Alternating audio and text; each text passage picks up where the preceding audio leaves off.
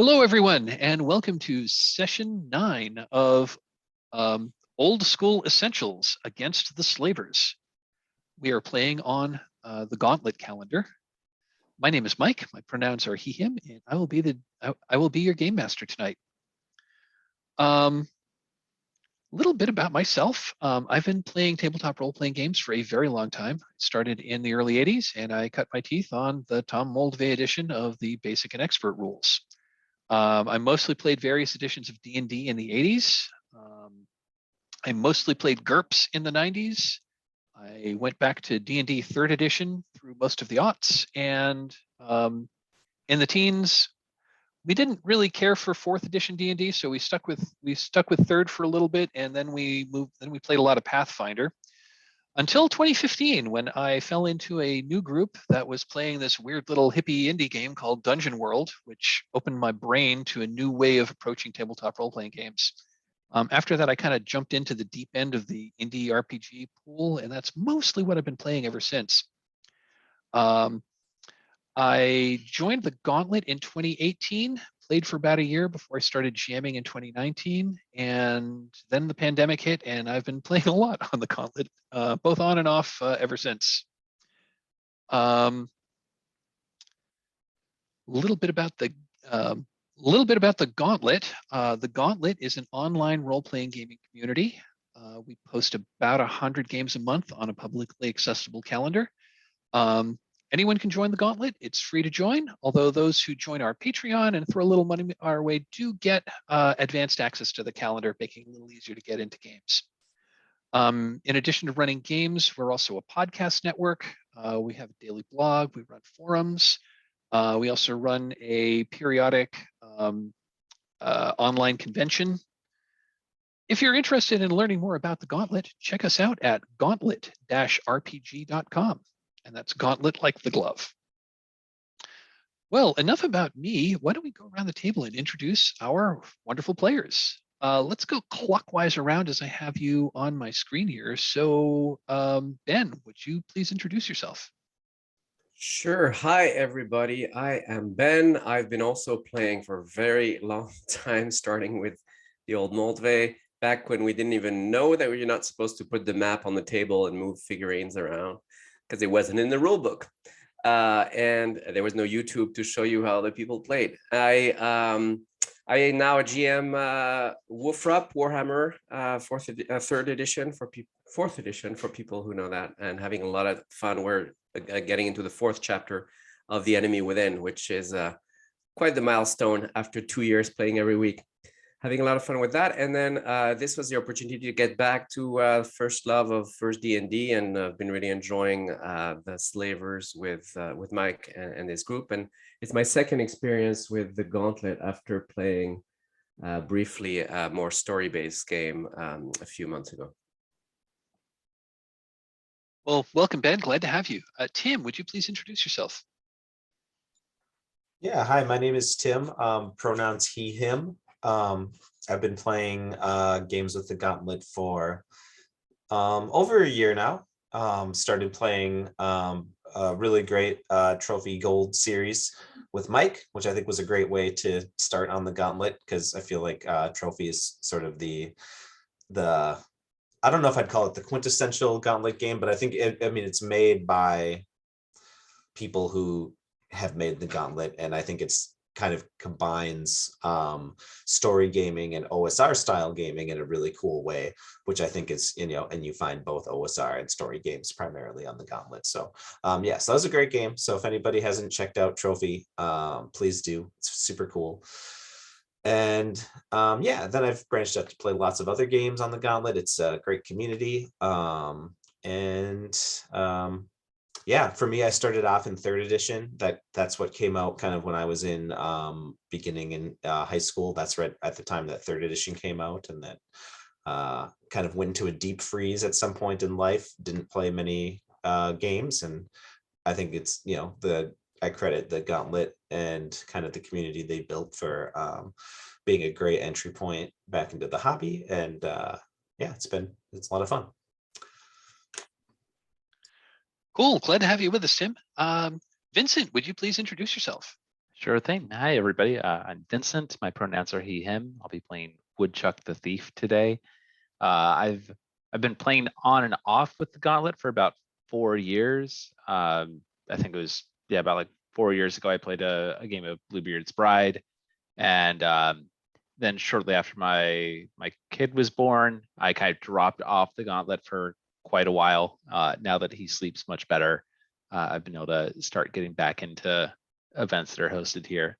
Um, I cut my teeth in Dungeons and Dragons on God only knows what I was actually playing, because it was whatever rule books various friends had inherited from older siblings. So in the 90s, I was playing we built our characters using second edition unless we liked a class that was in first edition or standard, and then we'd run red box adventures with I don't even know what we were doing, and our rule mastery was basically nil.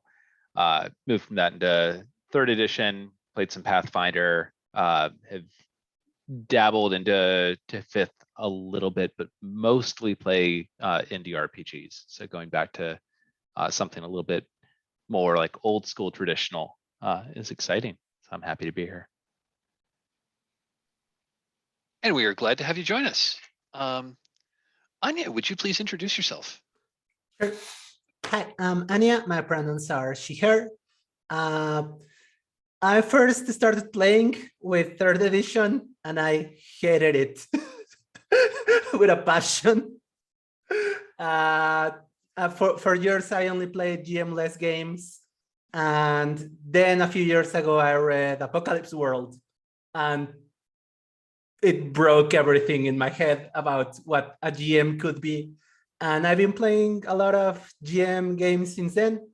Last year, I started running Dungeons and Dragons 5th edition for my partner. She liked it, and I got deeply into the history of the hobby in general. So when I saw there was a spot for old school essentials, I signed up because I was super interested in how the game was, and it's very fun. And I've been playing with the Gauntlet since October in the past year, I think, with the community open gaming event, and it was very fun. I think Anya and I were in a game of Hearts of Wulin that Yes. Lowell ran back in October, and that was a super fun game. Yes. Yeah, Tim, you mentioned like some of the Gauntlet's signature games. I'm gonna have to totally agree with you. I think Trophy is one of our signature games. That game was absolutely developed and play tested here. It was first published in the pages of Codex Magazine, which is the Gauntlet's bi-monthly gaming magazine. The other two games that I would say are very, very Gauntlet would be Brindlewood Bay, which is by Jason Cordova, which is the Powered by the Apocalypse game of basically the Golden Girls meets Murder She Wrote meets The Shadow over Innsmouth. And Hearts of Wulin, which is Lowell's game of wuxia melodrama. Anyway, we are not playing those games tonight. We are playing Old School Essentials. The OSC is a retro clone. It's my favorite of the retro clones. OSC is a recreation of the 1981 Tom Moldvay edition of the D&D Basic and Expert rules. But one thing I like about the classic fantasy rules tome is basically rules equivalent to the 1985 D&D rules cyclopedia, except it's in a much more compact format. The rules are much more clearly presented, and the book is laid out so much better. I mean, and you can just straight up use D&D rules cyclopedia stuff with OSC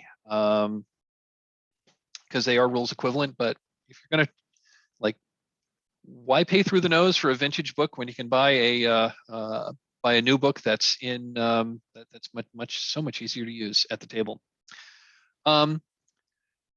In addition, we are running through the original A series, which was written in 1981 for Advanced Dungeons & Dragons. Tonight, we are going to start Dungeon Module A3, secret of the, I'm sorry, A3, assault on the area of the slave lords.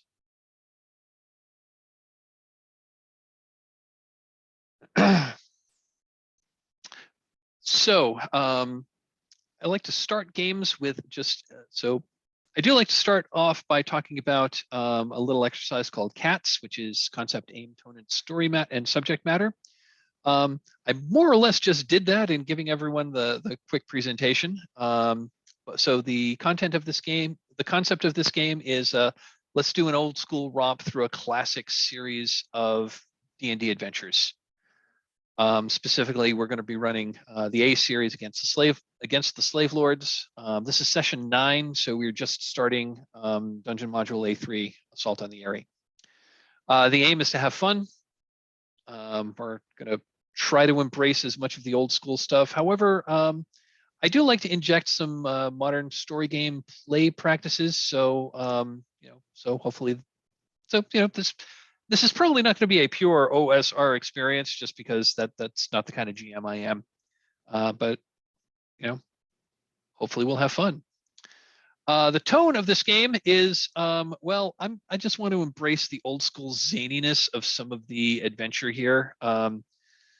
There are like some really elaborate stuff that just doesn't make a whole lot of sense if you think about it logically when you're looking at some of these old classic modules. And that's, they're just like, some of the stuff that's in this module is just totally gonzo. And I think, and I hope we're going to love it. I think it's time to just embrace the weirdness and illogic that was early dungeon design. Subject matter. So we are dealing with it's right on the box here. So for content warnings, this adventure does deal with slavery. The plot is the bad guys have been going around kidnapping people and selling them into bondage. And the adventurers are trying to put a stop to this, because that's pretty up there on heinous crimes. That is more or less our CATS discussion. Do any questions before we move on? Next thing I'd like to talk about is safety, and safety at the role-playing game table. We're playing this game on Roll20. Over on Roll20, if you go to the Journals tab under Handouts, there's a Safety and Resources handout. And on that, it's pretty much just got a hyperlink to a Google Sheet, which is our Safety and Resources tab. And I would ask if everyone would open that up.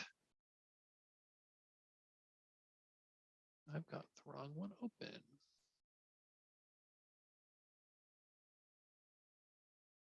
Here we are. That's better. Close that, close that, close that.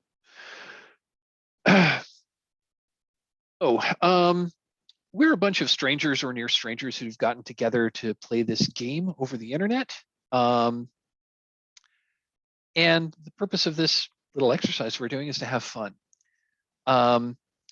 Each of us are bringing a different set of life experiences to the table, and subjects that may be perfectly fine for one of us to talk about may not be great, may not be so great for others. And it's also often not obvious what other people, it's not obvious what other people's experiences are. So we're going to be using a set of safety tools to hopefully put some bounds around things that may make us uncomfortable at the table, so that we can navigate around them, so that we can accentuate the fun. Because each of us is individually more important than this game we're playing. So we're going to be working with 3 safety tools, taking a layered approach here. The first one I want to talk about is called Open Door, and this one's really simple. This one's about our personal physical comfort. Open door just means any of us can come and go as we please. Any of us can call a break at any time. And all of us are empowered to come to the conclusion that, this game isn't really what I thought it was going to be. I think I'm going to peace out. And to which the rest of us say, cool. Sorry this game wasn't to your liking. Hope we get to play again. But yeah, open door just means we can all come and go as we please. Anyone can call a break at any time, and everyone is empowered to like respectfully resign from the game if this isn't to your liking. If you do want to, if you do step away to collect your thoughts or grab a drink or something, and you're not planning to come back, I would appreciate the courtesy of letting us know that you're not coming back. Not necessary, but it would be helpful. Any questions on open door? The next tool that we're going to be using is called Lines and Veils. Lines and Veils is a proactive safety tool. With Lines and Veils, we call out specific subject matters that we want to either treat with kid gloves or not work with at all. If a subject is lined, that means we're just not going to include it in this game. I'm not going to introduce it. Other players aren't going to introduce it. I am running a published module, so if the module included that, I would on the fly write around it. If a subject is veiled, that means that we can acknowledge that this thing happens. We may see signs that it has happened. We may hear reports of it happening, but it's not going to happen on camera. It's not going to happen to the player characters, and it's not something we're going to dwell upon. And finally, there's a third category on our sheet called Ask First, and that indicates it's a subject matter that may be okay to deal with in some circumstances and not so good to deal with in others. And so if we're going to introduce that topic, we'll have an out-of-game discussion to put some bounds around that to figure out how we're going to interact with that particular subject. I have a sheet that has a number of subjects that some people may have issues with, and I'm going to pause the recording while we talk about that. Okay, we have our lines and veils. I have them copy them onto a little stick note that I've got floating on top of my screen, so I hopefully won't take my eye off of it. The third and final safety tool that we are going to be playing with tonight is called the X card. The X card is a reactive tool that we can invoke if something happens in game, in the moment that we need to deal with. The X card's pretty simple. If anything happens in the game that's making you uncomfortable, whether that's like within the fiction of the game or is outside of the game, the way that we are interacting with each other as players, you can say the phrase X card. Or if you're on camera, you can make like an X symbol with your arms. When you invoke the X card, you're telling us that we need to pause the game and have a chat. There's something happening in this game that you're not comfortable with. So we'll pause the game and we'll have a discussion to figure out, you need to let us know what you want to change. You do not need to tell us why. We do need to know what so that we can change it. And then we'll have a discussion to figure out what to do to make the game better, whether that is we can excise the thing, we can rewind the scene and play it back without that problematic element, or taking things into a different direction. We could just like make a few changes. If this is if this is an interpersonal thing, it's totally okay to use the X card to note that someone is regularly talking over you or is regularly mispronouncing your name or misgendering you. That's what the X card's for.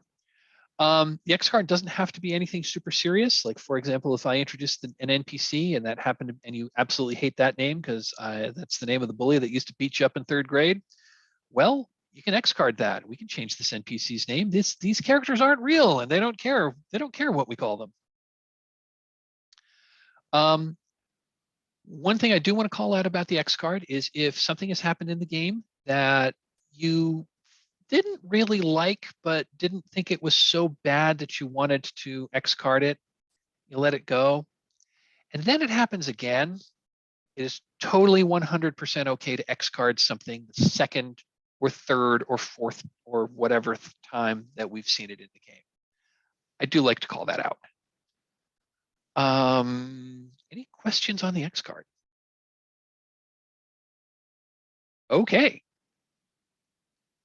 This isn't exactly a safety tool. I do like to call it out that if something happens to me such that I either lose internet or like goes dark, or the Zoom call goes, or the Zoom call ends abruptly, or I look concernedly to my left and take off my headphones, walk off screen, and don't come back for 10 minutes. Assume something has happened to me and take the rest of your evening. It's kind of like, kind of like when you show up to, kind of like when you're in college and you showed up to lecture and the prof was more than 10 minutes late, class was canceled. Yeah, that's kind of there. I wish I could say that's never happened, but I have occasionally lost power while I was running a game and it didn't come back. Any questions? Any questions before we move on?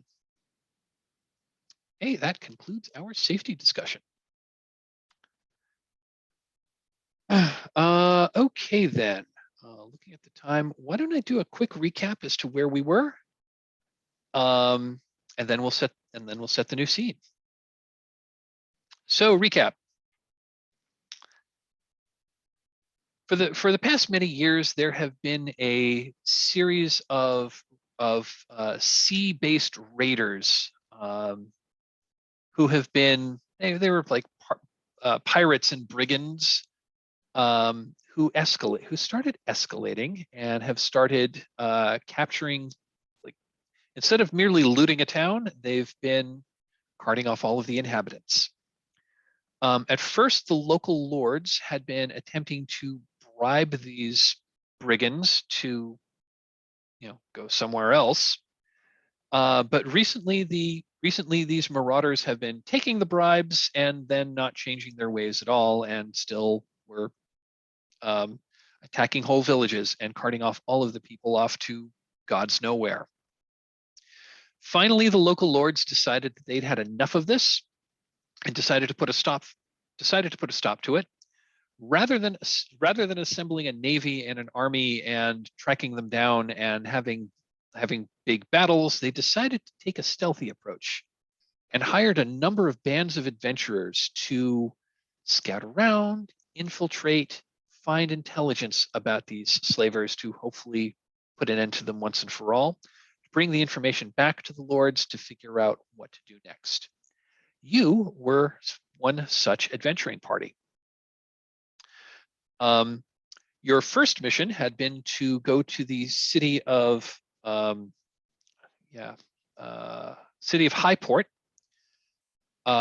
which was a city that Highport is a city that fell to barbarian invaders about 50 years ago and had been more or less a lawless place overrun with evil humanoids and barbarians and brigands. This has also seemed to be the main base of operations that these slavers were using. You had tracked down, after scouting around, you tracked them down to an abandoned temple, infiltrated the temple, got some intelligence, killed one of the slave lords who was there, and got away with some documents that basically laid out all of their operational plans. And you brought them back to you went back to your rendezvous point and shared this information with your employers. Your employers said, "Good job." They used and then sent you back, following one of the maps that you had found, to one of their lesser strongholds to, again, find more information. You attacked, you found the slavers' stockade, you infiltrated, explored it a bit, killed off many of the guards, discovered where most of the captives were kept, and fought a big pitched battle against their leadership. You were victorious. You slew them. You freed a bunch of the captives and led them out. One of your number, your cleric Clintock, took charge of the captives to give them some kind of protection and to hopefully lead them back to greener pastures, back to the rendezvous point where they can be hopefully reunited with with the families that they had been abducted from. However, the information that you had got on the rest of the slavers indicated that they seemed to know that they were under attack, and you needed to you've decided that you needed to move on them more quickly before they had a chance to regroup and either change where they were, or amass and send a counterattack against you. So you've decided on your own to press on to hopefully put an end to these dastardly marauders, to hopefully put an end to this slaver ring once and for all. Following the information that you had taken from the leaders of the previous stronghold, you have tracked down to the central. You've tracked down the slavers to their central stronghold. This is where they operate out of. This is their center of operations. It is high in the Drakenskrab Mountains, hidden away in the caldera of a long dormant volcano. There is a secret city that these slavers are operating out of. Now, normally there is a single road that leads into this city, and it is highly guarded. They are highly suspicious of anyone who enters this road. And in fact, you've got to be on the register to enter through this way, or else they're just going to kill you. However, you also found in this document that there is a secret back entrance to this city. So this is what you have decided to do, is to infiltrate the city through this back entrance, which is basically it's a small dungeon complex, which is accessible up the side of this mountain, which will lead to an underground passage, which will go underneath the lake, and will go up into the island, and then you'll be in, and you'll be there to figure out what your next steps are. That is so. We're going to start our little adventure with you in front of 4 cave mouths. But looking at the time, let's take our first break here. I need a bit of water. Let's take 10 minutes. So I've got it's just 1/4 past. So yeah, why don't we come back at 25 past? And I'll see you in 10. And we're back. So,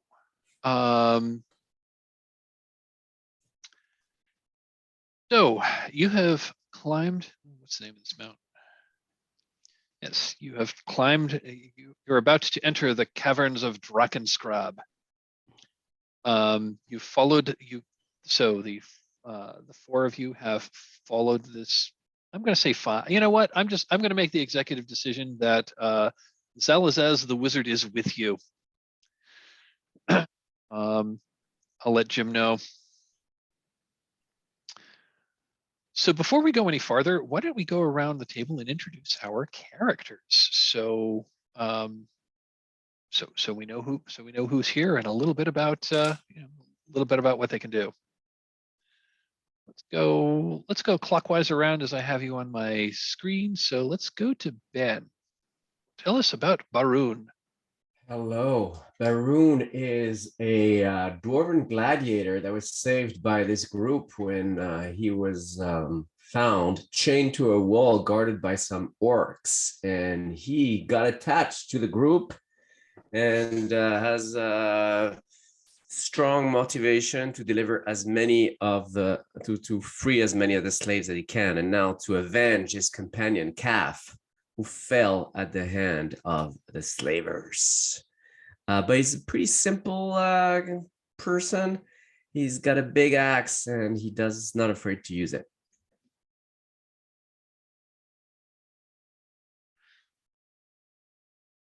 Thank you. Thank you, Ben, for telling us of Barun. Anya, would you tell us about Caldas? Yep, I'm playing Caldas the Barbarian. She is a tall woman. Think of a javelin thrower because that's precisely her weapon of choice. An Olympic javelin thrower because that's precisely her weapon of choice. She was captured in order to give the slave lords information about her community, and then she was saved by Barun, Kaf, and Salas. And so she helped them through the base of the slave lords, only to see Mr. Kaf die a few feet from her. And so I think now she's pretty motivated, not only for her community, but for the party itself to defeat the slave lords. Thank you. Tim, would you introduce us to your new character? Yes, I am playing Jerinomus Tuck, a cleric. I imagine that, you know, this party has obviously proven itself to be capable, and this I don't know what kind of faith Father Tuck adheres to necessarily, but we'll say they're good guys, and so we're against the slavers and want to be part of this group that seems to be instrumental in taking them down. So he is joining the group. I imagine he's kind of this kind of like this big bluff jolly cleric type. He walks around in this kind of plain coarse brown robe with his wooden staff, but underneath the robe he's got his +1 plate mail, and that wooden staff that he has can turn into a snake. For spells, I got I actually took Cure Light Wounds twice, just because I think like hit points are such a precious commodity in this game. And for second level, I have Bless and Speak with Animals. In fact, I had picked out for my second level spells, initially, I had Hold Person and Silence 15-foot radius. But then Mike randomly rolled those for my spell scroll. So I figured, well, I'll just keep myself as versatile as possible and take Bless and Speak with Animals for second level. So that's what I got. Fantastic. Vincent, would you please introduce us to your character? All right, so Woodchuck, the thief, he's a bit on the impulsive side and has kind of a nervous energy to him. If we were to cast a Hollywood actor in his role, it'd be a Reservoir Dogs era Steve Buscemi. He's joined this party after making the claim that this fortress is where he had escaped from after having been a slave. He figured he had to have some way to get into this party because this would be a good way to gather up some loot, start to build a reputation as an adventurer, but he has never been here before. As the party will discover over time, Woodchuck has kind of a selective relationship with the truth, and is known to lie about things that there's not really any sense in lying about as part of his impulsive nature. Welcome aboard. So we have met our characters. So I finally figured out Roll20's Fog of War. So hopefully you can see the caves that I have revealed. So let me read some box text.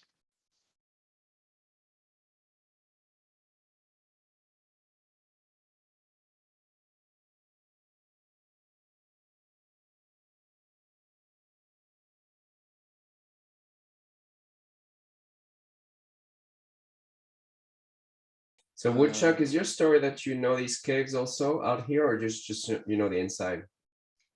That's his story. But you know this secret passage too, right? I think In your that, story. yeah, I think that as we get here, I explained to everyone, I'm gonna figure it out pretty quickly, but I actually, it was more on the other end. That's where I escaped out of. I didn't escape out of these passages. But I'm fairly sure they have kind of a mirror structure where the layout of the fortress repeats itself on the other side. So we should be fine. Same contractor. Good. Yes, that will prove in handy. I'm glad we brought you along, Woodchuck. It's good to be here. Yeah, that was a wise decision on your part. So you've been traveling through the mountains for a few days, following this map that you had acquired in the Slavers' Stockade. And you've been following this kind of like winding path that leads up that leads up this mountain. And you find and after, you probably had some encounters with like bandits or goblins or something like that we perhaps would have seen like glimpses, like like little vignettes of you fighting during the opening credits of this particular episode, but we're glossing over all of that. And you find yourself at basically at the end of the map. It tells you how to get here. It doesn't tell you anything beyond like this is where you enter to get in. This is where you enter the back entrance to sneak into the city. You're standing in front of 4 cave openings. They look more or less the same. And rather than go through a traditional OSR exercise of you like mapping this maze of caverns, I am simply going to roll a random encounter of some. Well, let me see if you have a random encounter in the caves before you get to the first room.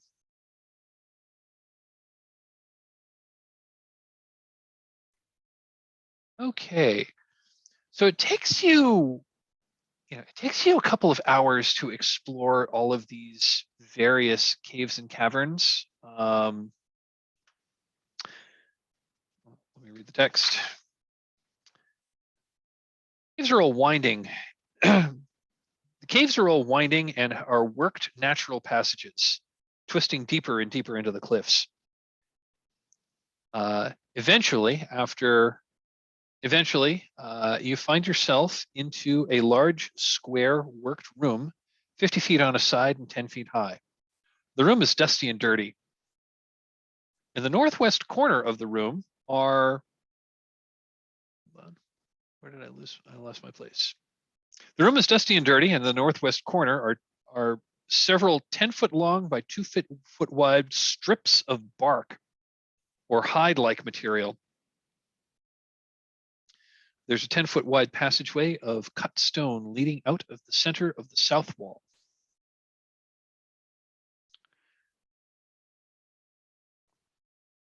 I will ask the question that GMs have been asking for decades. What do you do? Arun's going to walk slowly towards the slabs of bark, holding his blade high, and with the tip of his boot, he's gonna kick them around, flip them around, try to make sense of what these things would be. So, all told, there's 3 of them. They're like 10 feet long. They're about, they're like 2.5 feet wide. They're definitely worked. Looks like the front end, looks like one end, the edges like been turned up a little bit. They almost look like crude sleds of some sort. Are there marks on the is it concave on the on the underside? On the other side that suggests scratches. Yes. Yep. It does suggest scratches, like these were that they perhaps were indeed used as sleds. And then I don't know if we have any light, but can we look on?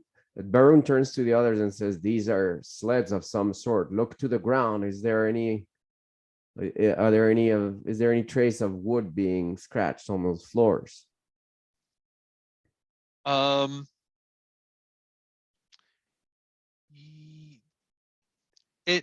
mean, this is a wood, this is a worked stone floor, so there's not a lot of dust in here. It's a little wet, it's a little damp because this is a cave. Yeah, there's definitely signs that people have come through here and probably have probably have dragged things along. Are you examining the, like, so you said you checked out the bottom?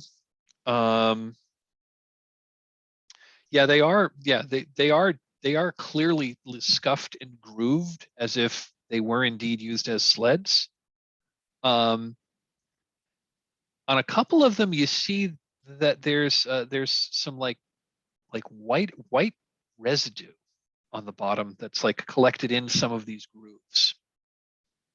Woodchuck, do you remember seeing these? Do you remember people using these and why they use those? It probably was being used in some other part of the fortress. I think I go and I try to examine that white residue. Being impulsive, I might even taste it. Okay, Not might even, I do taste it. you taste it. Okay, it's salty, very salty, like salt. Yeah, this residue is salt.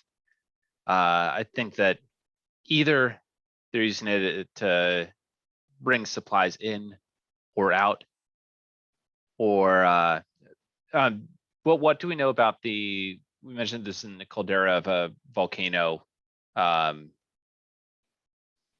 Do we know anything about like salt mines or anything like that around here?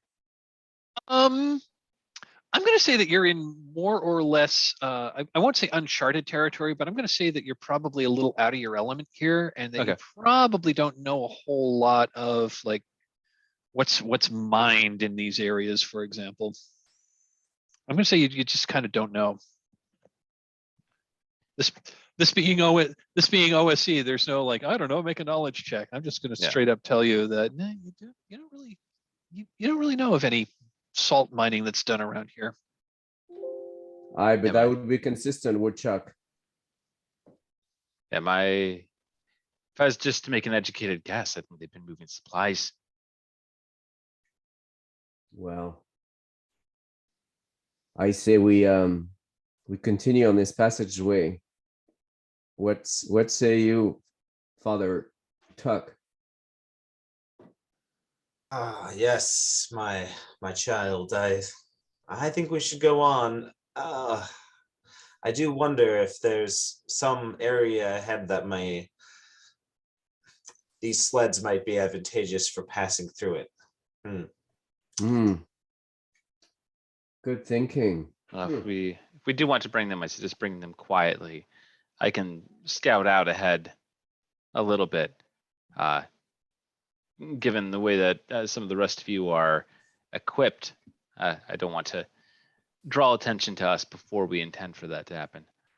And Woodchuck, this elven cloak and boots that our comrade Calf used to make good use of will prove helpful to you. You Yes. best have it. Well, thank you. I'll certainly do him honor and respect the sacrifice that he made to take out these slavers. His reputation will be carried on in this cloak and boots. So you are donning the elven cloak and boots. Excellent. Yeah. Now, Woodchuck, you are if you're just double checking. Your character is human. Yes. Okay. So no dark vision.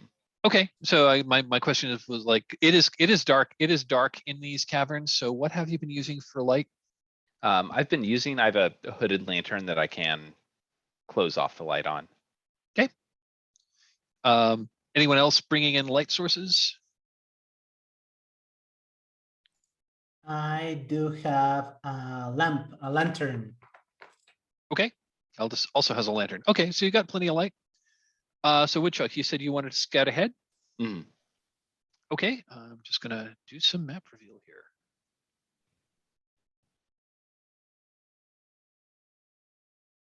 Let's just reveal all of this. I'm gonna use this. We're not doing. This is OSE, so we're not doing tactical combat. I'm just using this red dot to indicate basically where like the party is on the map. So yeah, you follow this passage. When it goes north and south. There's a blind end on the south. It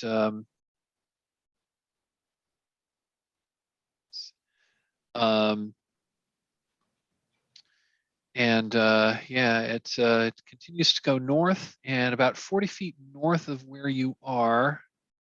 Still on reveal. 40 feet north of where you are.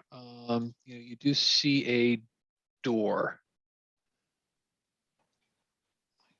Okay, I think I want to listen closely at the door. Head over to the door. Okay. Are you and you're just going by yourself?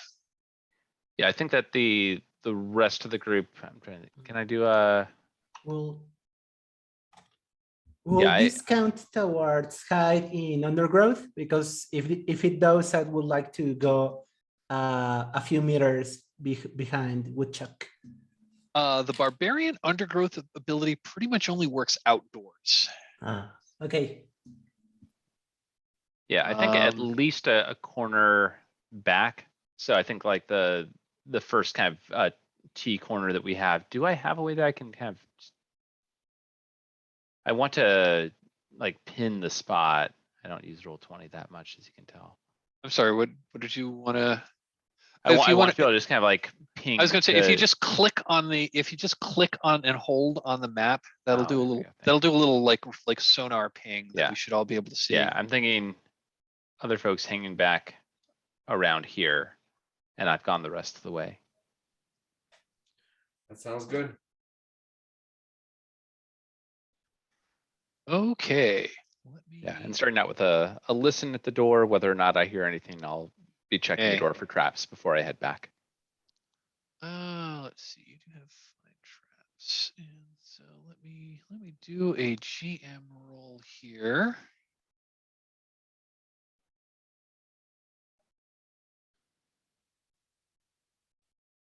Okay. So the rest of you are hanging back, like what? So are the rest of you are hanging back, watching Woodchuck, like head up toward this door to the north. Woodchuck gets to this position. He steps on the floor, and as he steps, suddenly the floor falls out from under him, and we see and you see Woodchuck like fall into a hole. We don't see anything from where we are. They're around the corner. Oh, that's right. You're around the. You're around. Oh, that's right. You were around the corner. You meant the viewer. Yeah, the viewer. Oh, that's right. You were around the corner, so you weren't able to watch that. I wonder if maybe we hear like the thunk. You hear a thunk. You definitely heard a thunk. And I'm guessing you probably heard wah! from Woodchuck. All right, then Baroon is gonna exchange a glance with Caldas and then a quick nod and run ahead. I just run behind Baran. Okay, and yeah, there's a so you run ahead, and just you see maybe 40 feet away from the door, just in the entire section of the floor has it's a trap door. It's like sprung away. It's like sprung open. And you hear the sound of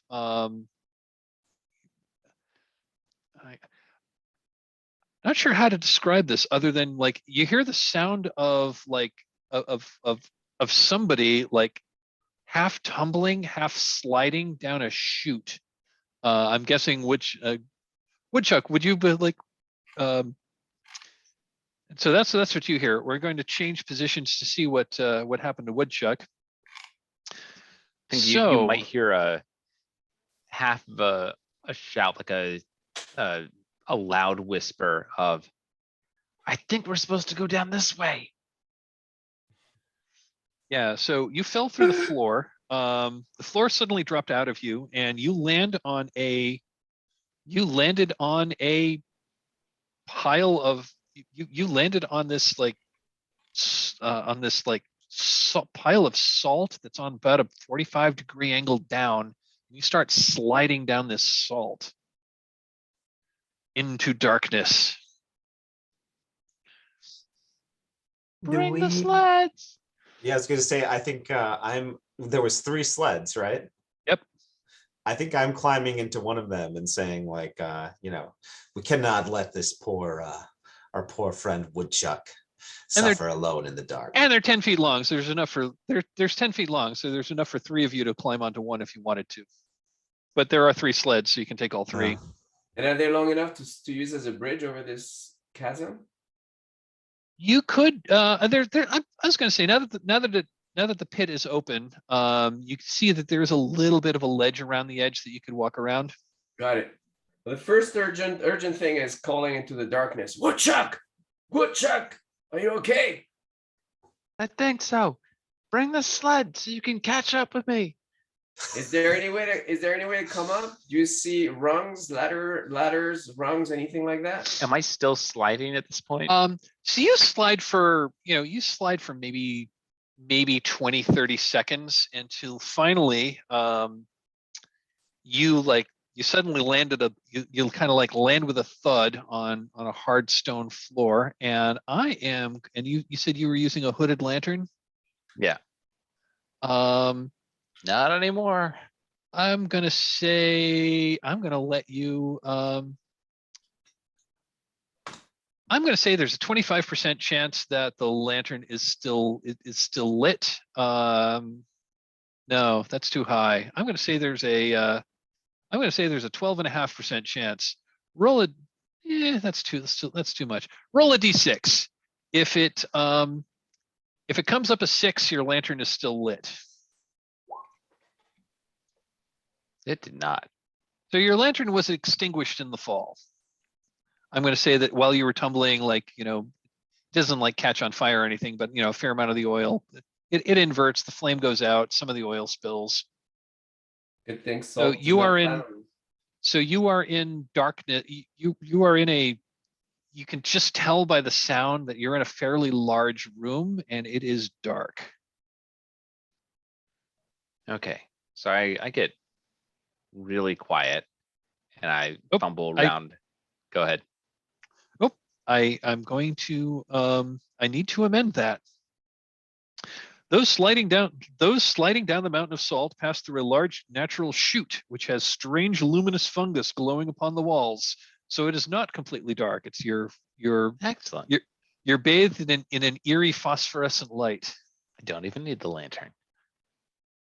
However, you do take some damage. Okay. You do take 2 points of damage. Okay.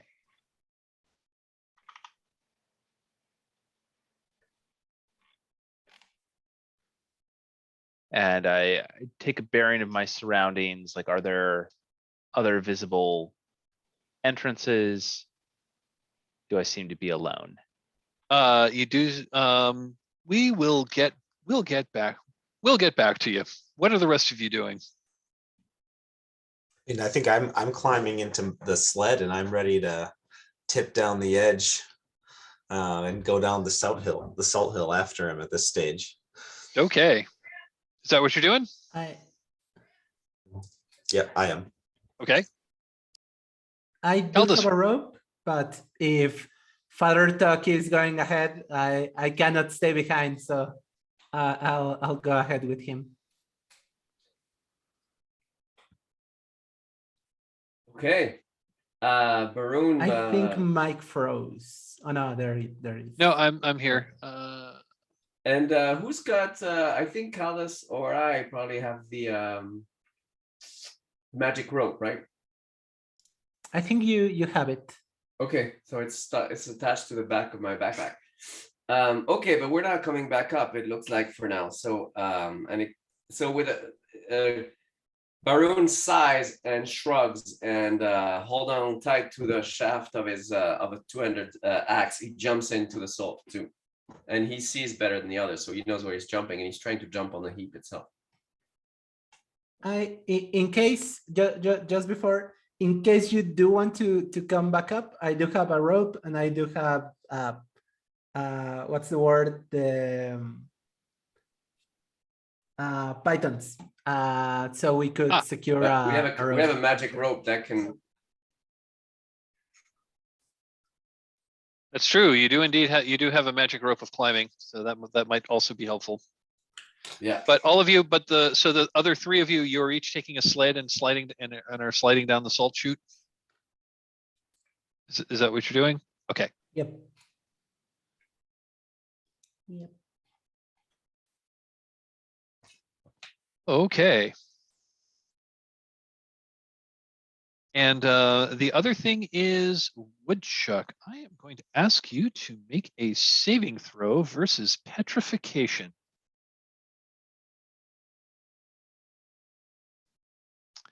You should be able to do that by just. Trap. Yeah. Oh, this is from basically this is to see if you are affected by the salt getting in your wounds. And that is a success. Okay, you are not slowed by getting salt in your wounds. Good. Okay, so the rest of you go down the salt slide. Let me do a reveal.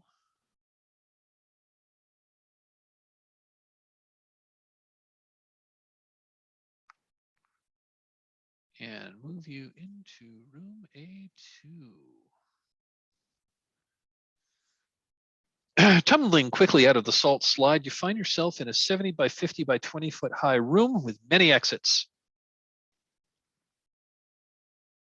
As you look up, standing in a, so actually, I guess you're going to be, well, we're not really doing tactical positioning, but you end up like just a few feet from the just a few feet from there, standing in a semicircle. Standing in a semicircle or like around the entrance, about 20 feet back, are this room is lit with a couple of torches, and there are six gnolls in this room that seem to be aiming weapons in your direction.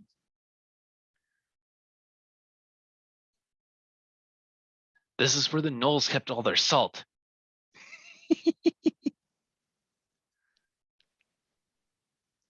We probably want to take them out. They are obviously not surprised because they heard people coming down the slide, and this is presumably what they were guarding. So I think we're just going to do straight up initiative. And the way this works is I roll a d6 and one member, and like who wants to roll for the party? I'm happy to roll if no one else does. And Mike, my weapon is slow, so I think I go after everyone, whatever happens. Anyway, just thought I'd mention that. Okay. We can say that. The way it works is we go through like, we'll go through an order of operations. So I rolled a 3. I mean, that's the rule. You can tell me what to do, but that's the rule. Yep. I rolled a 3. Okay, well, the monsters rolled a 1, so I guess they were somewhat. I guess they were ready to like attack this one person, but I think they were startled when like 3 more people come barreling out of this with on their sleds, and perhaps they take a moment to hesitate to see if you are people who should be there or not.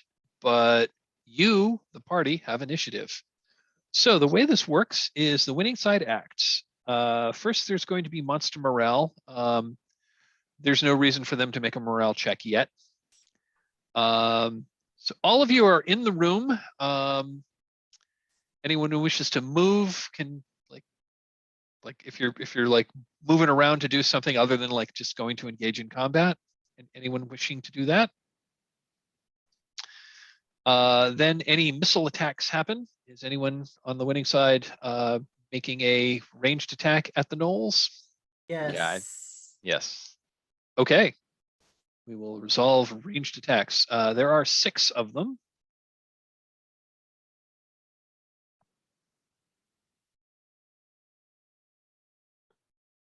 And let me just mark these down. And we're coming down at full speed, right, on our sleds. Yeah, you were. Yeah, you came down on your sleds, and you probably go. You probably go like maybe 10 feet into the room before you come to a stop. All right. There's no way of using that kinetic energy. Well, I guess I can ask you when we do melee.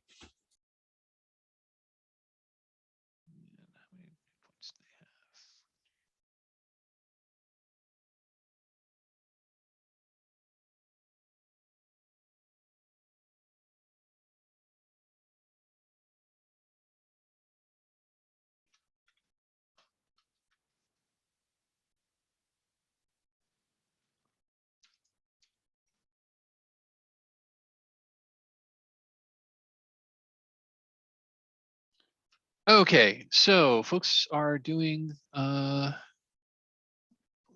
here so I can keep track of it. Okay. So missile fire starts first. So I believe Anya, you said you were going to throw something? Yep, a hand axe. Throwing a hand axe at one of the gnolls. Okay, go ahead and make an attack roll. Submit. 9. To hit armor class 8. Armor class 8. That is going to miss. What does that look Yeah. like? I think but we slide down. We expected Woodchuck to just be waiting, cool as he is, and I get surprised to see the gnoll, and I reach for my hand axe and miss because we are still moving in the sled. Okay. Was anyone else firing missiles? Woodchuck. All right, yeah, so I'm getting at my crossbow, which I've just loaded with a normal bolt, not with one of the +1s. Okay. And I think, as I've landed and I know the sled is coming behind me, I swing back around to make sure the sled doesn't bowl me over. So as the rest of the group lands, I'm like right behind them, using them as kind of a wall between me and the gnolls. I love it. And Yeah, go ahead and fire away. okay. Ooh, nice. That is a good roll. Or a good You roll to hit. hit, at least. Yeah, 19. you hit armor class -2, so nice. That's a solid hit. And you hit for that amount of damage. Gnolls are weak to crossbows. You winged one. What does that look like? I'm so glad we brought Woodchuck. That's one thing we've been doing in this game is I've been the dice the way I've been playing descriptions in this game, Vincent, because this is the first time you've been playing in this group. I've been using a story game technique, which is basically the dice determine what happens. I'm going to ask the player to tell us like what that looks like and how we got there. Yeah. So you hit one, it's not down. What does that look like? Yeah. And 2 is pretty light on a gnoll, you'd say. That's Yeah, I think That's- it's superficial. It's this gnoll turns its face to see the group coming down on the sled, and I would have completely missed it, but the way that it turns, I just like nick its nose. okay. But it looks like I really brilliantly planned to hit it in the nose. Like gnolls are reliant on their sense of smell. That he's basically out.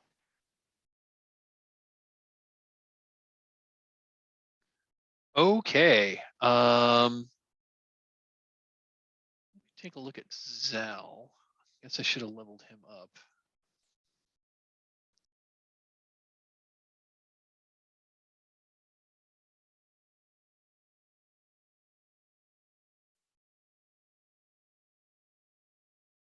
Yeah, I'll figure that out. So you still have initiative. Anyone who's going into melee combat, now would be the time.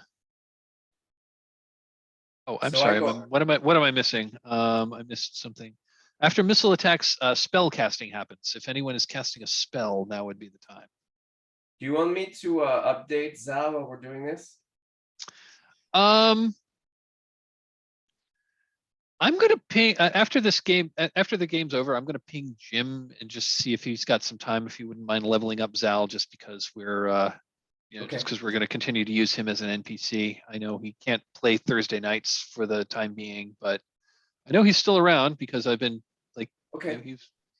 So do you want I us know to he's use still. him I as know he's level? still around because he's been posting on Discord. So do you want us to use him as level 4 then, or are you Let's just running use. him? Yeah, I was just looking to see what spells that he had that he might want to use, but yeah, let's just use him level 4 for now. And if someone wants to run him, that would be fine.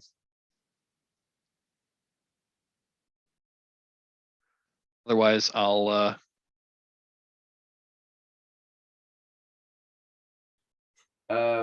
Yeah, I think he might try to cast sleep. Does he have that? Well, hold on. It doesn't say which ones he knows right now, right? It doesn't say which ones he's prepped. We can say he's got sleep prepped. Okay. I mean, why wouldn't you, right? Yeah, I know, seriously. And let me look up how sleep works because I don't remember. I think you roll some. I think it puts Yeah, down. I think it's. Are they lower than 4 hit dice?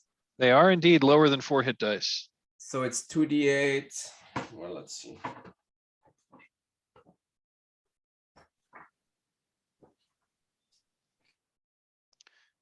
I'll just tell you these are 2 hit dice monsters.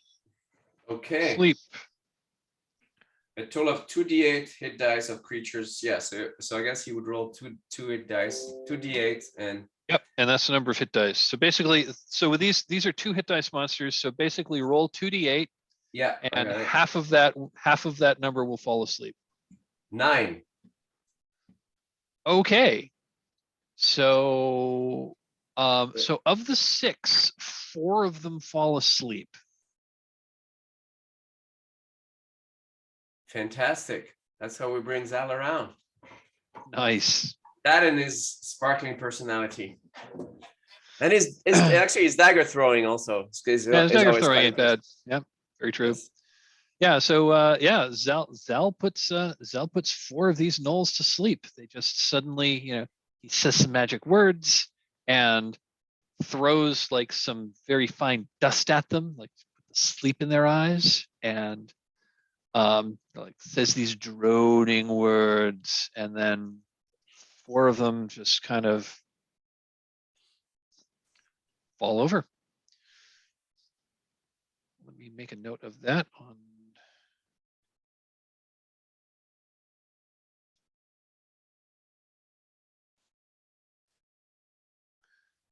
Okay, so.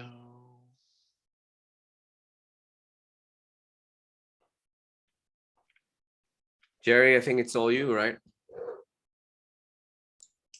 Yeah, I think I'm gonna go into melee. Okay, yeah, there's 2 standing. I'm gonna say that the one of the ones that falls asleep was the one who Woodchuck like grazed. Just because he was the one with the fewest hit points. All right. So is it okay for me to roll? Go right ahead. If you're so you're attacking one. Mhm. What and you're using your snake staff?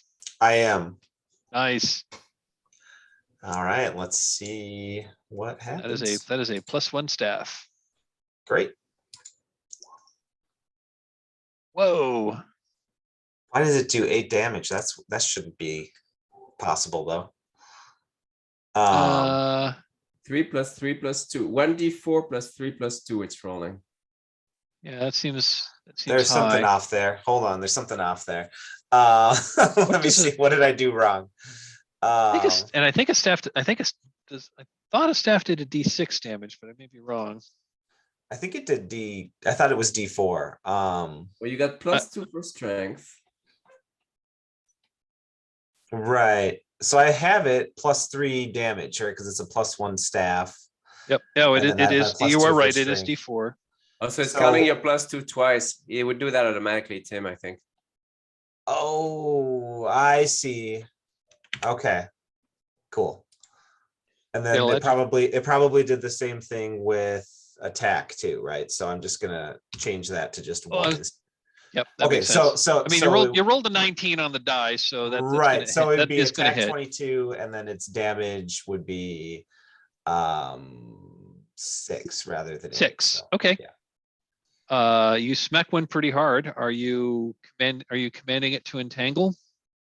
Yeah, I think I kind of whisper the command word, which I think is it's serpens.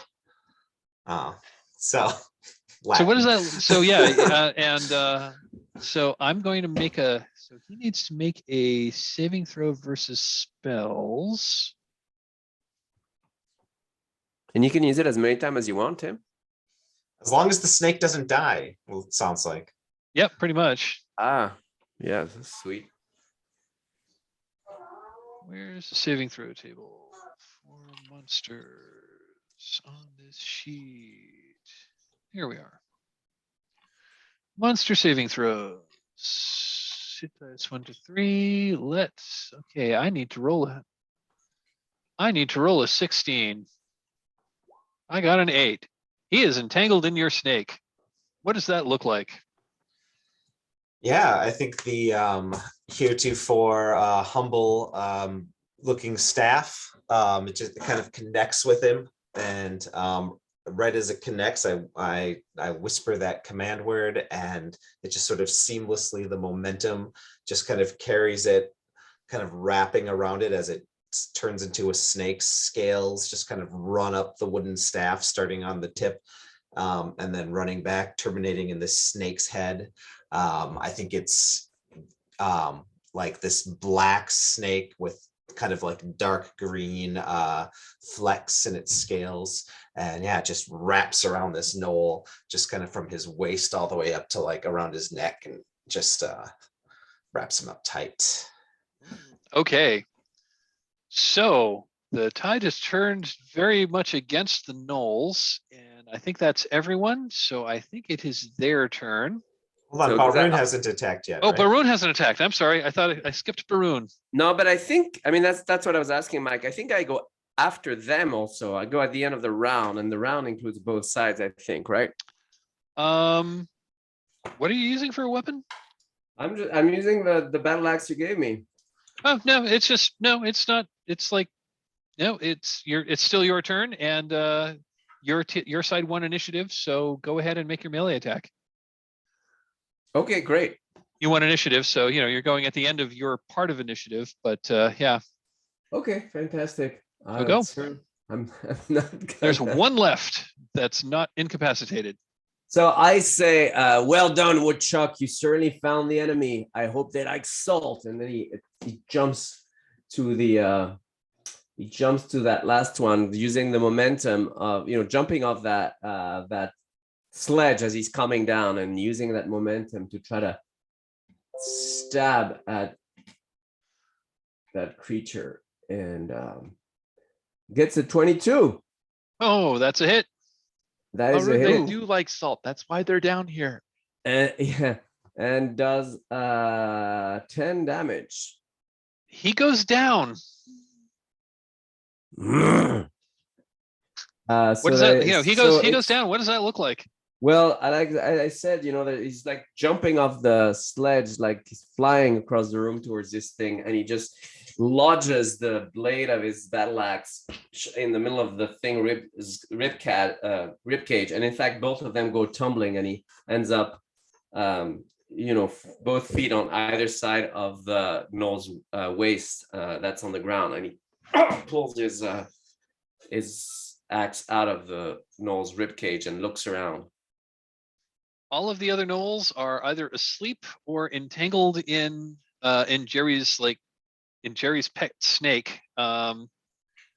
So I think the battle is over. Well done. Well done. You won. What are you gonna do? You've got 4 sleeping. You've got 4 sleeping gnolls. You've got 1 that's entangled in the snake. We should roll to see how long that's going to last. That's going to last 20 minutes. So can we tie them up? You can absolutely tie them up. Yeah, I'll use my normal rope to tie them up. But then you won't have your rope anymore, Caldas. But I prefer to tie them up than kill them while they're sleeping. Okay, I was hoping. Okay, that sounds great. And there, can we use also any belts that they have or any? I'm going to X card just here, not so much to end this, but just to draw attention to lines and veils. Now, it may be that the player who had objected to this isn't with us anymore, but we did have a. Yep. Yeah, it was me. That was you, okay? Yeah, it was we me. did So have we did have a thing about just gacking the unconscious. So about not slicing their throat or anything. That's yeah, what but not just killing Yeah, people. yeah, that's who are why we're helpless. tying them up, and so I guess that's Okay. why I'm asking. And I hope if that goes. The flip side is, as a GM, if that's okay with you, that we tie people up and they don't just break out of their bonds within minutes, right? No, I mean they probably will eventually, but I'm just going to say, for the sake of argument, that you're going to tie them up. You're going to like stash them somewhere, and Gag them, you're going to take yeah. you're going to take their stuff, and then they're just you'll tie them up. You'll gag them. You'll set them aside, and they're going to be not a problem for at least a few hours. Yeah, we'll stick them in like a hay bale or something, like it's Assassin's Creed. Though there they usually killed them first.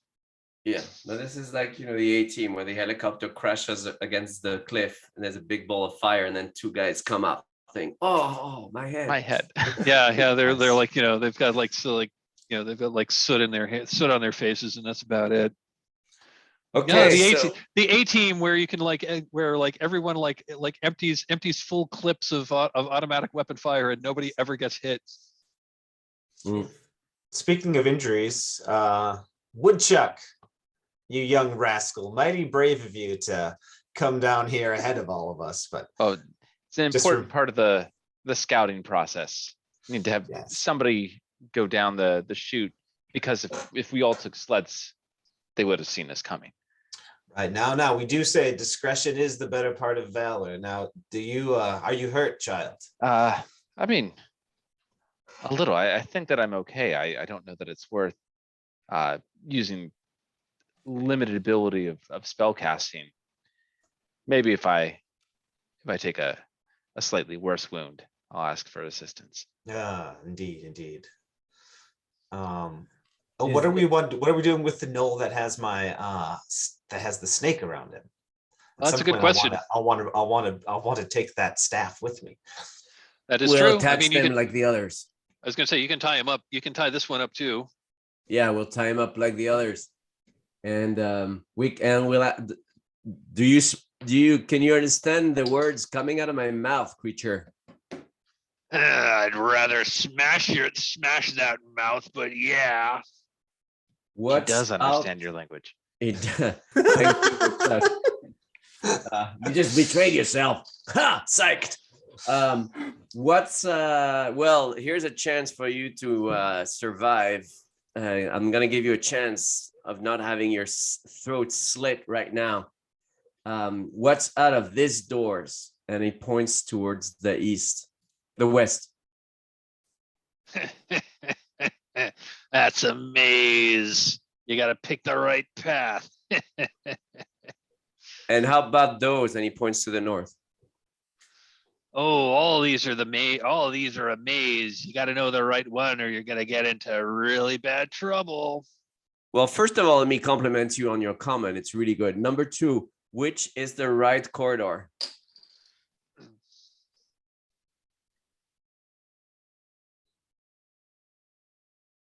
And then the blade of his axe goes closer to the to the creature's neck. Oh, Barun, hold your axe a moment. We could just have him go point. Take point. Okay. All right. On your feet. And I think Woodchuck starts to move the knoll down the center north corridor. With his hand maybe tied behind his back, maybe it would be safe. Yeah. Were yeah. there any? And Okay, sorry, okay, fine. It's that one. And he points at this passage. all right, come with us. And was there any weapons or armor or anything that we should know about on the knolls? Oh, you're gonna check the knolls? Yeah. why not? So This is each of OSR. them. So each of them. Each of them has a crossbow, and each of them had a crossbow and a quiver with 40 bolts. With 10 bolts, so a total of 60 bolts. Each of them also had a broadsword. So I And think he- taking their weapons with us so that when they are freed, they're at least unarmed. Yep. And if nobody else has a crossbow, I'll go ahead and pack all those bolts for myself. And we could bury some of they- these weapons in the salt if we don't want to have to carry them around. They might not see that they're unconscious. And they also had some treasure. I know that Jim had been keeping track of treasure, but Yeah, it's on the sheets on the Yep. safety. I see it. So each of them had I can each of put them it- have 7 gold pieces. So 7 times 6 is 42 gold pieces. So I'm just going to add that. So that's up to 282. Wait, he's got treasure A2 and A1 and A2. Oh yeah. Oh yeah, that's treasure A1, treasure A2. Oh, right. So let me I just open added that. a treasure A3 tab. Good work. Teamwork is dream work. I'm gonna do this. Copy and I'm gonna grab a crossbow too, since there's a ton of them. paste.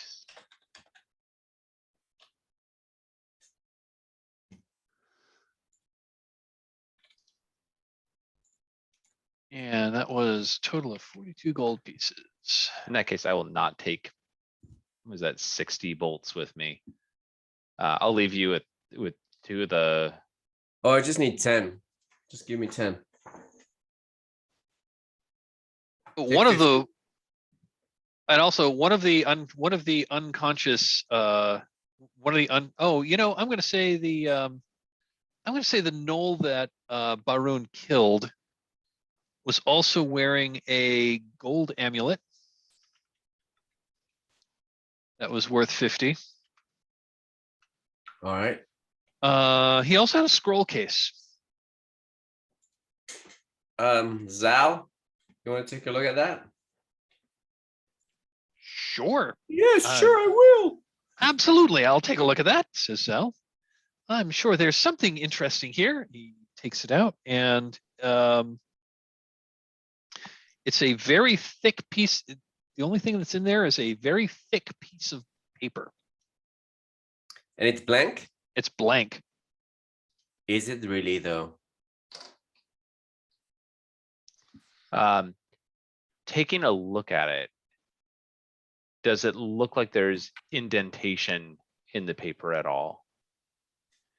Indentation. You're looking for indentation in the paper. So like, if we were to take another piece of paper and lay it over it with a piece of charcoal, all these things are things I don't have in my gear. But to do like a rubbing, is it possible that we might be able to see perhaps something that was originally written on this. Like feeling over that, it does not feel like there's any indentation or something like that. You place it on a flat surface, you run your hand over, it just feels like a piece of paper. It's just thick. I'm gonna. I have a little vial of holy water. I think I'm just gonna like dip my fingers in it and just like sprinkle a little bit of water on the paper. Okay. What would that do? So you put a little bit of water on the paper. It doesn't seem to react to the holiness of the water at all, but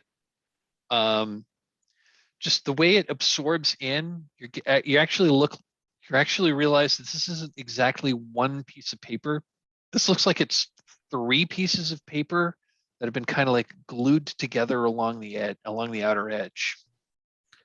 Oh, so maybe the one inside in the middle has something written on it. Right. We want to just try and kind of gingerly break that seal and see, try and see if we can get the papers apart. Yeah, maybe we should get our thief with his thin fingers. Just nimble thief fingers. Because my little stubs are not gonna do it. Right. It's grimy but nimble thief fingers. Yeah, I might even look through my thieves' tools and see if there's something that passes for like almost like a letter opener. I was going to say, I mean, if you want to have something like that, you can just have it. Yeah. Like, something akin to an X-Acto knife or something like that. Yeah, you're able to cut this open, and yeah, sure enough, it is 2 pieces of paper with a third piece of paper that's like kind of sandwiched between them, glued together on the outer edge. So yeah, cutting it open, you're able to free the piece of paper that's in the middle, with drawn in kind of like very light blue ink, so that the image didn't really go through the other 2. It looks like it's a small map. In fact, it looks very much like it looks like, looking around, you're pretty sure that it's a map of this room, or at least a map that looks very much like this room. With all the the various passages that are leading off of it.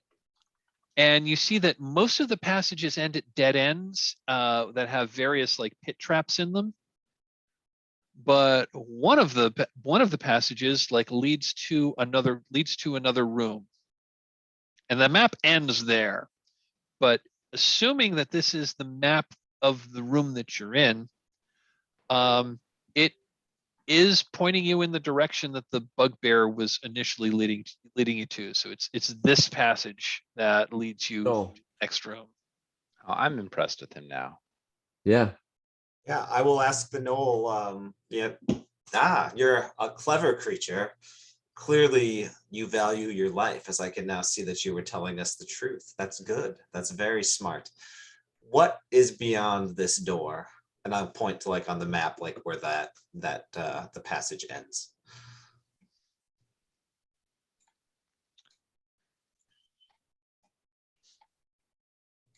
He says that goes into a big natural cavern. It's got like those like icicles, but of rock that come down out of the ceiling, and the ones up out of the floor. Yes, rock icicles. Yes, very nice, very nice. Yeah, there's some creatures that try to pretend to be those rock icicles, and they might drop on you. So be careful of those.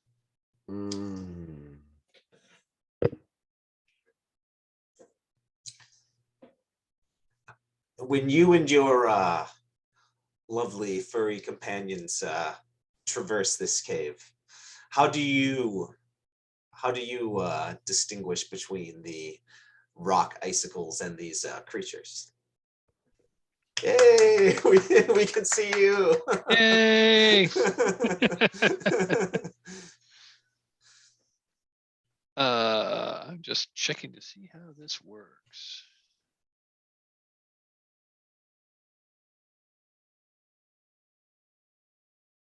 I don't want to bring this gnoll along now. He's so trustworthy. Yeah.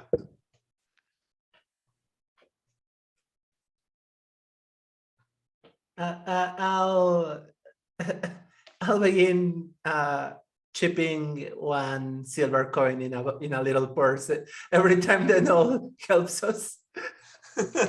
Nice. Positive reinforcement.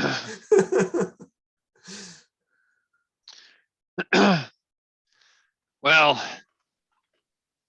there's they're scared to open fire. So hold the torch over your head and they won't drop on you. Ah, yes. Brilliant. Brilliant.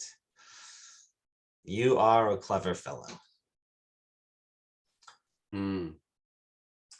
Well, I've never heard of that, but we'll try it. We have a torch. I have torches in mine. Wonderful. Arun's gonna load the try to figure out how to load the crossbow that he just got. Maybe asking Woodchuck. Yeah, to I walk you through the process yeah. and like, make sure that you're able to replicate it. And like, it's one of the greatest tools. Enjoy it. Yeah, well, you really are proving yourself to be invaluable, Woodchuck. Your knowledge of these surroundings and of modern weaponry is going to serve us well. I hope that No, my services have been impressive. yeah, and you're not to mention your paper cutting skills, your stationary processing skills. It's I mean, it's one of the standard practices.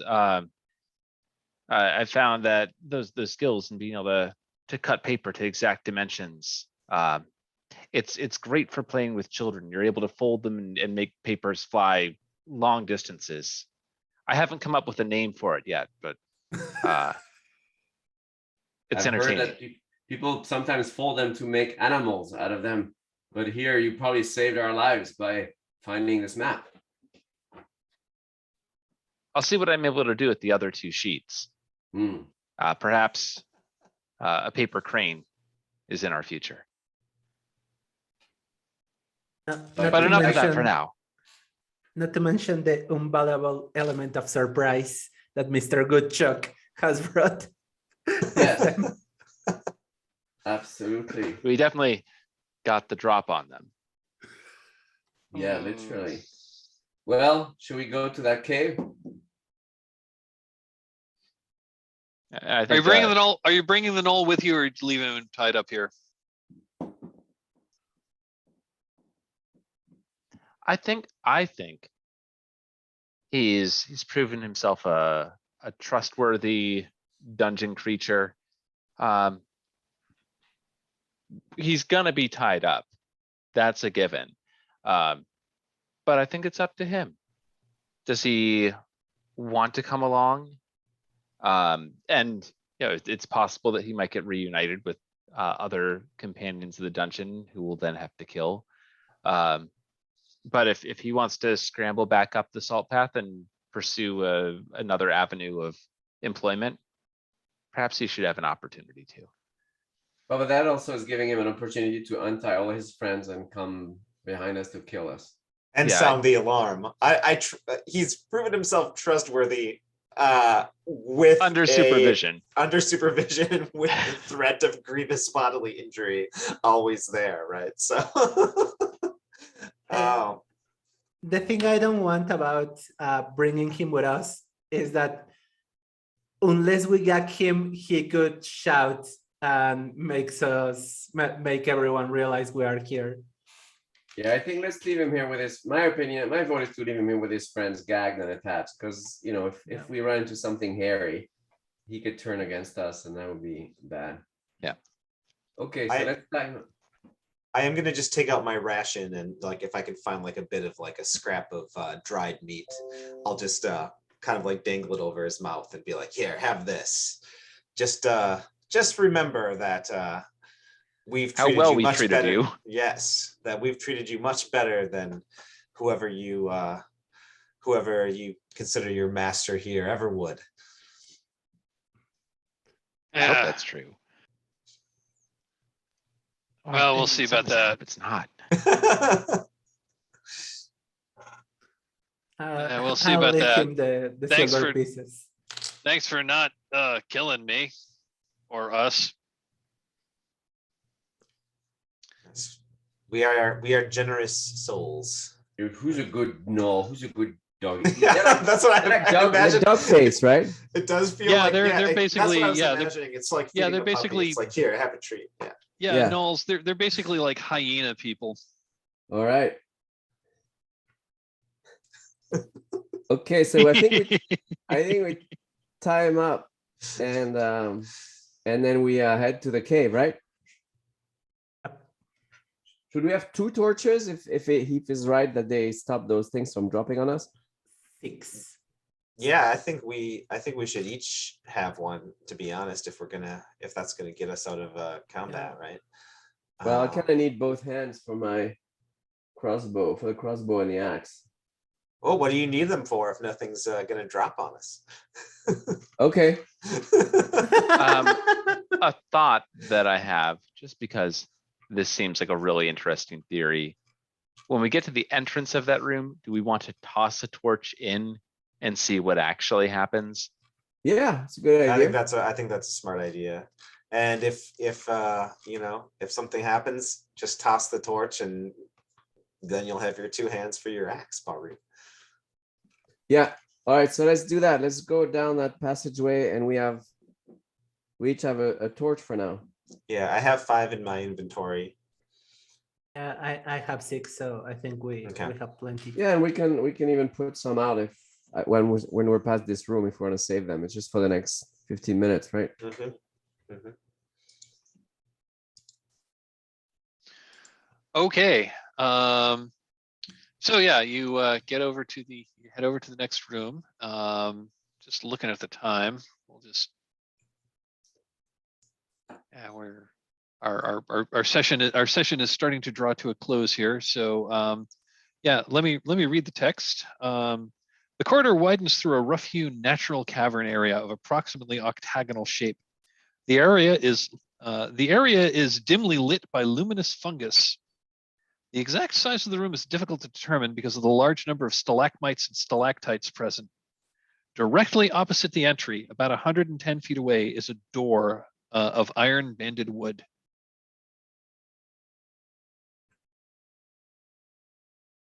We look up from the door without entering.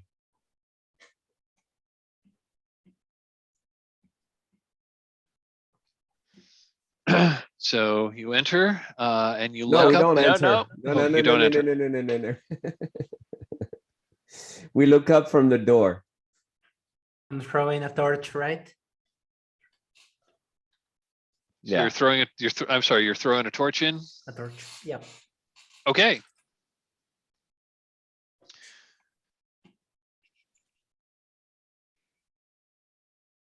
You throw a torch in. Yeah, they don't. Nothing happens. So Looking there's up, stalactites falling. Oh, there's a from the lot of stalactites in this room.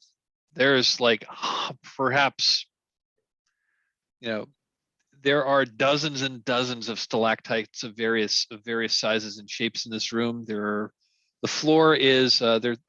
What you see on the floor, these are like what you see on the floor. These are basically like big stalagmites that are coming up out of the floor. There are a few smaller ones here and there, but for the most part, the floor is mostly clear of them. But yeah, what look like boulders here, these are stalagmites that are growing up out of the ground, and they vary in height from like knee high to like this. This big one here is probably about 12 feet tall.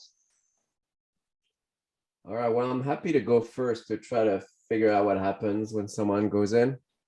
If the rest of you want to cover me as best you can. Yeah, I'll stay nearby. I want to be checking for traps on the ground while everyone else is kind of keeping an eye on what's going on above us. So I'm gonna take a lit torch in one hand and my loaded crossbow in the other, which obviously I'd have to drop my torch to shoot it. And then keeping an eye on the ceiling, I'm gonna gingerly try to make my way to the door on the other side. And trying to not walk under particularly large stalactites, and obviously trying to react to any movement that I would see in the stalactites. Oh, okay. And I hold my torch right above my head for the flame to be right above my head. Okay. So you're walking off. So Baroon, you're walking over to the door. Yeah. Let's see. And I'm gonna take a circuitous. I don't even know how you pronounce this. Not a direct route. I'm gonna Okay. kind of go. I'm gonna go Gonna like kind of this. like meander around a little bit. Okay, circuitous route. There we go.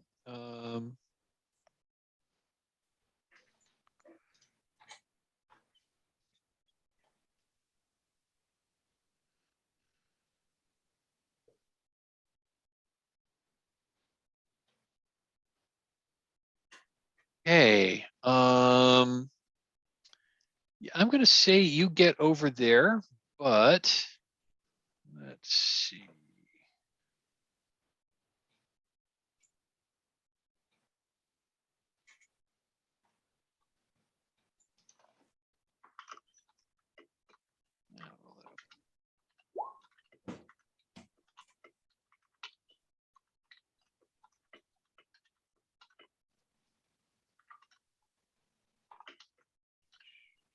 And Baroon, what is your armor class?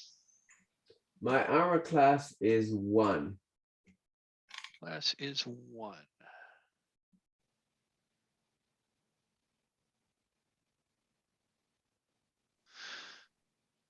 Okay.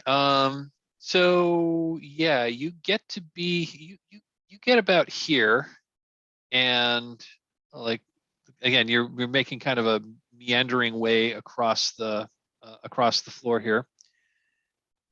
You get to be about here, like maybe 10 feet away from the door, and yeah, 2 stalagmites fall from the ceiling. One just one crashes on the floor. One like lands on the floor, like right in front of you. And at first, it looks like there's like a bit of a thud, but then the stalagmite like picks itself off the ground and like stands on two tiny little legs and starts like shuffling toward you. Mr. Ba, run! That's why.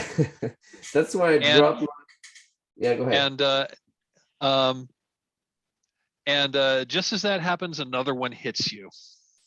Okay. And they do what?